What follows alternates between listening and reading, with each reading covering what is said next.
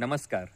આપણે ઘણા જ હર્ષો ઉલ્લાસથી આપણા દરેક તહેવારો ઉજવતા હોઈએ છીએ, પરંતુ આપણી આસપાસ એવા બાળકો કે એવા પરિવારો છે જે પોતાની આર્થિક પરિસ્થિતિ નબળી હોવાના લીધે આવા ઉત્સવો નથી મનાવી શકતા. તો ચલો આપણે પણ એક એવો પ્રયાસ કરીએ જેથી એમના જીવનમાં પણ આ ઉત્સવોની ખુશી આવે. નમસ્કાર, હું વિનોદ.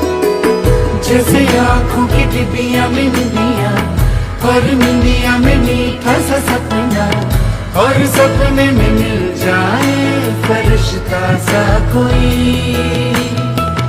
जैसे रंगों भरी पिचकारी जैसे तितलियां फूलों की क्यारी जैसे बिना मतलब का प्यारा रिश्ता हो कोई ये तो आशा